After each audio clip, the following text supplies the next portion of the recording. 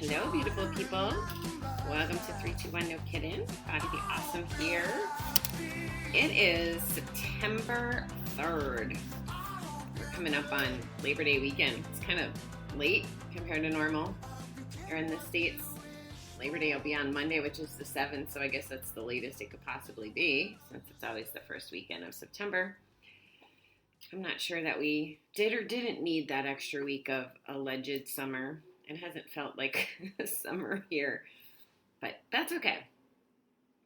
Our reading today starts out with Kabir saying, "Let the events about to come, come."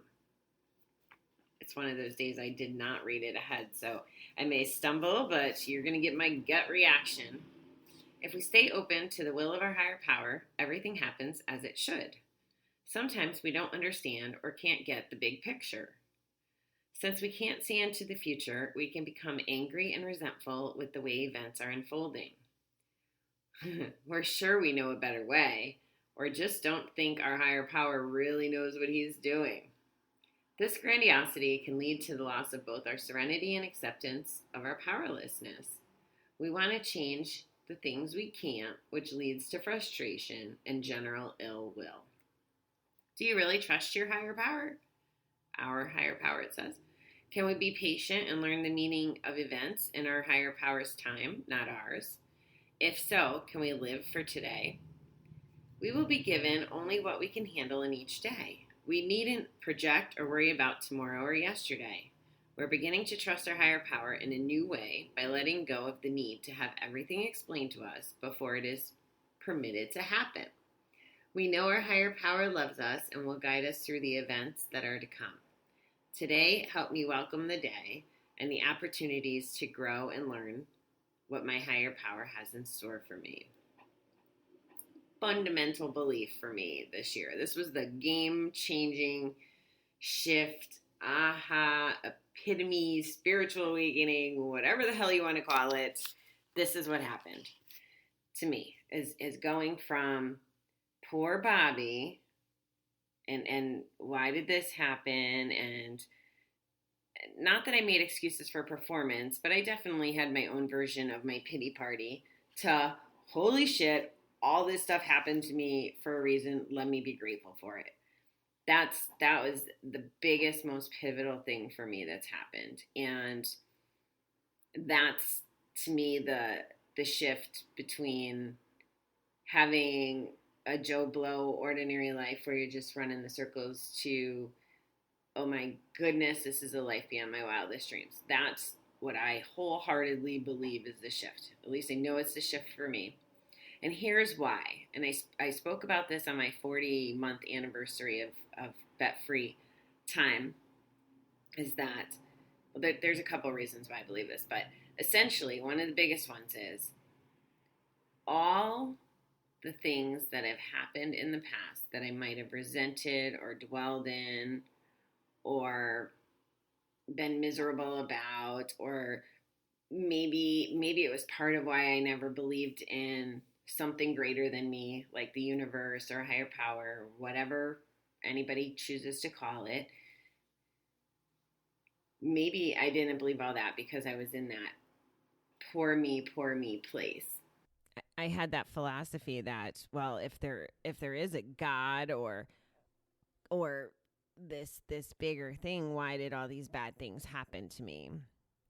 Why did the amount of people that died on me die? Like the one that, when I was just reading one of my first deaths that I experienced at 14 years old was my uncle committing suicide from heroin because he had AIDS because he used heroin. So it was an addiction related death. Not a year later, the man that moved into his apartment, who we'd like grown crazy fond of, OD'd on Thanksgiving. So like those were some of those things that I had been, hanging on to, or were part of my story, part of my baggage, part of that suitcase that I tell you that we shouldn't be dragging around. And now what I see is all those experiences. And trust me, I'm not saying that I'm glad they happened. What I'm saying is I could see the value of why they happened. I mean, I'd always been very dialed into and aware of the AIDS epidemic in a compassionate way before it got, before it got under control. But back when people were so ignorant about it, and it was just that they were ignorant, they didn't know. But I feel like I had always been open-minded, and because it had touched me personally, I didn't have those same, people were like afraid to be in the same room as someone with AIDS back then. And then even the fact that it was a suicide, you guys heard Brett in Wisconsin, and I'm clarifying because we got Senator Brett, but you heard us talk about our different perspectives on suicide way back when the show first started, because he had always disagreed with me on my perspective. And now he's on a path where he's not, he's trying to understand it from different views as well. So it's pretty interesting that all these things happen and kind of had a place. And I think that it has to do with the path that I'm on right now, like the one to help people who have dealt with things like that. And like I said, those were the ones that kind of jumped up as soon as I was doing the reading. I tell you what happens with the reading. So that would be part of why I didn't believe, I think, why I hadn't believed or bought into the whole higher power thing in the first place. And I got to tell you, I'm going to try to not lose my shit here, but there is, you guys have heard me talk about her, one of my friends that I had met at the Blue October concert last year. And she's pretty freaking fabulous. She's in recovery, and she's just one of those people that I get the sense will do anything for anybody. She had given me a painting that she made, and she gets online just about every day, multiple times a day, does a live. She just spreads joy and happiness as a general rule. She just talks to people like you wouldn't even know it was Corona in speaking with her. The last couple of weeks, she's been telling us about her doctor's appointments, and she's been officially diagnosed with breast cancer as of yesterday. And she got on, and, before she even posted the live, she'd put in the headline, like, I've been diagnosed. And you don't really know what to expect when you, click that button to watch and see what's going to be said. And you know what? Like, I don't know where the hell she gets her strength from, but she's just a freaking amazing example. And she is embracing this diagnosis as an opportunity to spread love, to heighten awareness, to thank God for the challenge, to overcome it. Like, it's just mind-blowing. And it's all a matter of perspective, right? So we can be in pity party mode. She has every fucking reason to be like, fuck you world, fuck you God, fuck you everybody. She has every reason to do that. But she's choosing to not do that. She wants to take this as an opportunity to be an example for the other people that need to hear her message. Like, that's just freaking incredible. And, I just love her, and I strive to be like her. And I don't know. That's what we have the choice to do, guys. Like, all of us have that choice. Those of you listening, me, the people in my life, we have those choices. We can hang on to the shit, carry around that luggage, or we can just fucking throw it off the bridge. And I'm sorry, I'm swearing this morning. I shouldn't be swearing so much, especially on like a godly higher power kind of topic. But it's just one of those things that gets me going. And I'm not pushing, just keep it clear. I'm not pushing religion on you, and I'm not saying, I don't want to be as cliche as we are in the program, like I don't have to tell you, whatever you do you. But really I don't know if it's the circles I'm running or just my ears are a little more open than they've ever been. But there's this, I feel like an awakening or an awareness that people are starting to get, that it's not necessarily about the battles anymore. Like, we can be harmonious and have different beliefs. And again, I don't watch the news. I only know what I know. And I definitely, if you were someone who was preaching on me, like, there's people on Facebook, we'll be friends, and then they'll start wanting to chat. They're not people that I've actually known, but they may want to start a chat, and I'll go to their page and it'll be all kinds of like the God stuff and the church stuff. And then they send you those, what do you call them? That stuff that it's like God spam. I don't know what the right word is, but it's almost where instead of it being inviting, it feels like it's being thrown at me. And I can't go that extreme. I do me, you do you, but it doesn't mean you have the right to push it on me. So I don't want you to ever feel like I'm pushing stuff on you guys, because I don't like being the recipient of that. I mean, I'll push stop gambling on you. I'll absolutely do that all day long, but I'm not going to push, my beliefs on you. I'm just going to clarify them so that you know where I am and how to make sense of what I'm saying. We want to change the things we can't, which leads to frustration and general ill will. And that's just it. That's where letting go isn't about trying to forget something. Letting go means knowing that we can't change the things, and that there's no reason to sit in that stink of ill will or bad feelings or frustration or any of that shit that's the negative sludge in our bucket, right? Like, if we just trust and believe that everything will work out okay, and we get rid of the word worry in our vocabulary, which I have not done yet. I'm still kicking the word hate out of it. I don't like to use it, but I still find myself using it. But if we can get worry out of our vocabulary as well, and just keep the positive juju going, because worry doesn't serve us at all. And the nice thing about higher power, universe, God, is it takes the pressure off. It's a place to empty your bucket to. Like, whatever that thing is that's greater than us, it's greater than us because it can handle the negative contents of our bucket. And it may have put them in there in the first place to offer us a lesson. I don't know. I don't know really how all of it works. I just can tell you that once I've had that shift in thinking, it's made my life better. And that's just really what I wanted to call out about this.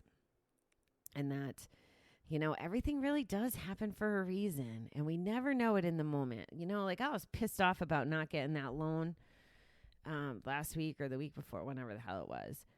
And I think I told you, I got upset for a couple minutes. And then I was like, Bobby, what are you getting upset for? Like, this happened for a reason. You weren't supposed to get the loan. It wasn't so that you could be miserable about it or, have an attitude with Discover about it. Like, they got their rules, whatever. I wasn't supposed to get that loan. Now, what does that mean? I'm not sure. Oh, my goodness, my stomach's growling. I hope you can't hear that through the microphone. Yeah, so it's when I shifted, when I switched it to a place of like, okay, get over it. It's not going to, do anything to be frustrated. I was like, okay, I actually think the situation. Okay, thank you for whatever. I'm going to learn about this. And maybe it means I have to work harder to get money or get more creative, or maybe something is going to come out of it. I don't know. It's not for me to know today. I find that it's almost more fun reflecting backwards on that happened, but this good came out of it. I mean, I can't tell you the path that just wanting to start a podcast has done for me. The roads that it led me on from starting to, if I didn't have a gambling addiction, I might not have a podcast, right? And if I didn't have a podcast, I wouldn't have needed to take the class to learn how to podcast. And if I didn't take the class to learn how to podcast, I wouldn't have gotten advertised the class that taught me how to publicly speak. And if I didn't take that, I wouldn't have met the coach, Eric. And if I didn't meet the coach, Eric, I wouldn't have been working now with my social media team or my virtual assistant team, and I wouldn't have a whole second company. All that because I started a podcast. Like, hello, like crazy, right? This is why I believe, because whenever I declared, and it started a couple years ago when I declared in that meeting at group, and I said, I'm going to start a podcast. And I declared it so that I would follow through on it, because that's kind of how I am. If I say something out loud, I believe in accountability and pride and as motivation. So that's the way my life is working. And it works that way with the bad stuff too.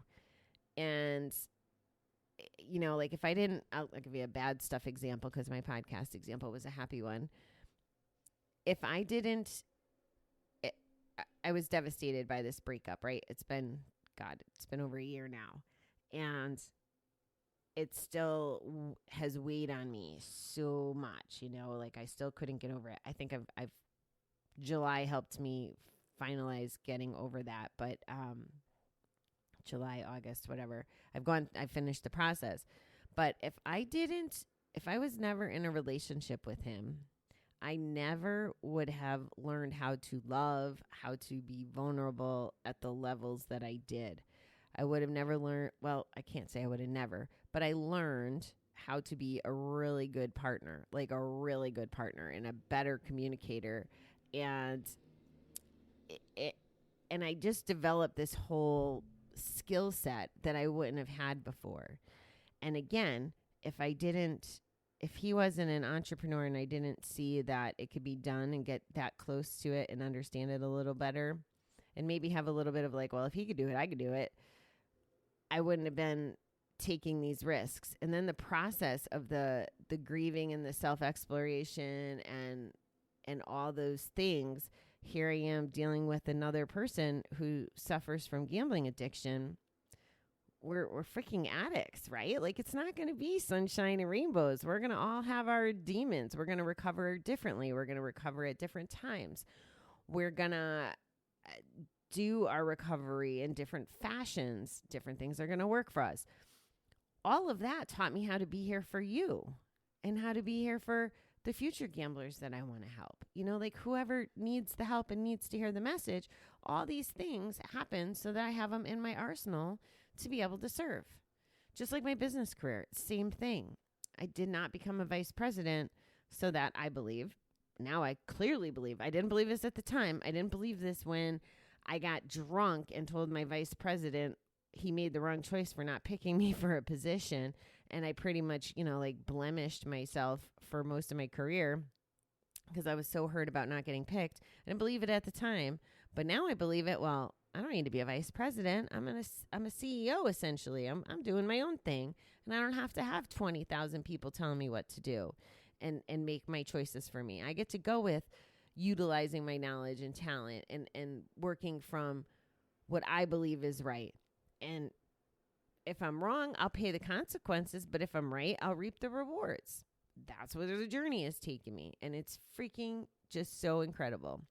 So I hope those examples kind of showed you. I didn't really get back deep into the reading. It does end with, today help me welcome the day and the opportunities to grow and learn what my higher power has in store for me. So guys, all this stuff like I described could be happening to you in whatever time and place and realm that looks at.